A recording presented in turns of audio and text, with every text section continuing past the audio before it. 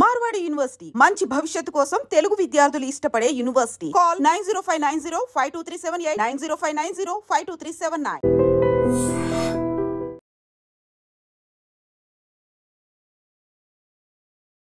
నిన్ననే మనకు తెలుసు ఎస్ఎస్సి రిజల్ట్స్ వచ్చాయి. గవర్నమెంట్కి సంబంధించిన స్కూల్ వాళ్ళు కూడా స్కూల్ పిల్లలు చాలా మంచిగా రాశారు. చాలా బాగా పాస్ పర్సంటేజ్ నమోదైంది.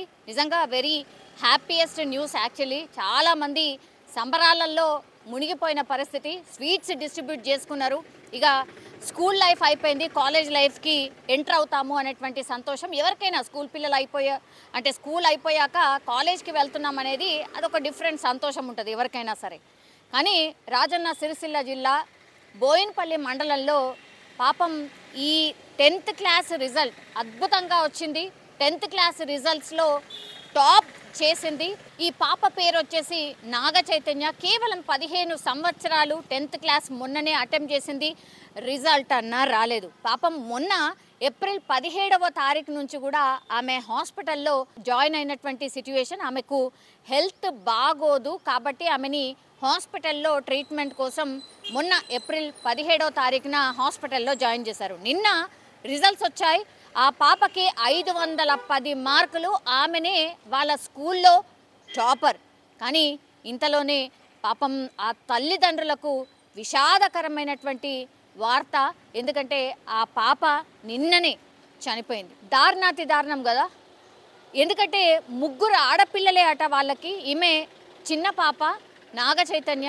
చూడడానికి కూడా చాలా ముద్దుగా ఉంది. కానీ హెల్త్ ఇష్యూస్ ఆమెను పాపం వెంటాడినటువంటి పరిస్థితి. ఆమెకు హెల్త్ బాగోదట. ఆమెకు ట్రీట్మెంట్ కోసము అక్కడక్కడ చూపించడం ఇదంతా చేస్తూ కూడా ఆమెకు చదువు పట్ల ఉన్నటువంటి ఆసక్తే ఇప్పుడు ఆమెని స్కూల్లో టాపర్గా చేసింది. 510 మార్కులు అంటే మామూలు విషయం కాదు. అది ఆమె చదివినటువంటిది కూడా గవర్నమెంట్కి సంబంధించిన పాఠశాల.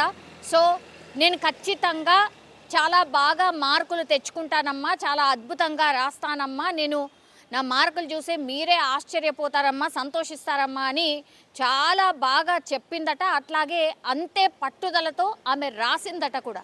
తీరా చూస్తే పాపం ఒక రకంగా విధి అనుకోవచ్చు. ఎందుకంటే ఆమె కూడా అనుకోలేదు కావచ్చు నేను ఇట్లా అయిపోతాను ఆర్ నేను ఇట్లా చనిపోతాను అని. నిన్ననే రిజల్ట్స్ వచ్చాయి. రిజల్ట్స్ అంటే తెలుసుకోకంటే ముందే ఆమె కండిషన్ సీరియస్ అయిపోవడం, ఆ తర్వాత ఆమె చనిపోవడం అయితే జరిగింది. పాపం తల్లిదండ్రుల బాధ వర్ణనాతీతం.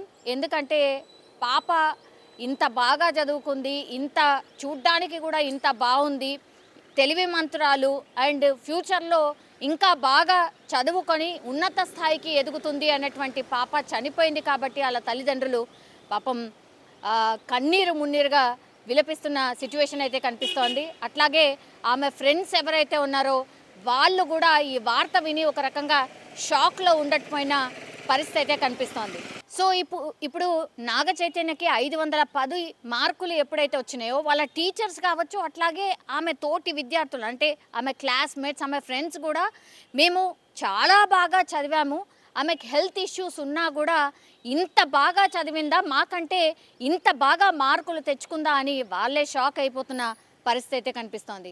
సో కొన్ని నిజంగా కొన్ని వార్తలు అత్యంత విషాదకరం అనిపిస్తాయి. ఎందుకంటే ఇంత బాగా మార్కులు తెచ్చుకుంది, ఇంకా ఎంత బాగా చదువుతుందో, ఇంకా ఏ ఉన్నత స్థాయికి ఎదుగుతుందో అనేటువంటి పాప ఇట్లా అర్ధాంతరంగా చనిపోవడం ఇప్పుడు తల్లిదండ్రులకే కాదు మనకైనా సరే అనిపిస్తూ ఉంటుంది, అరే పాపం ఎందుకు ఇట్లా జరిగింది అనేసి.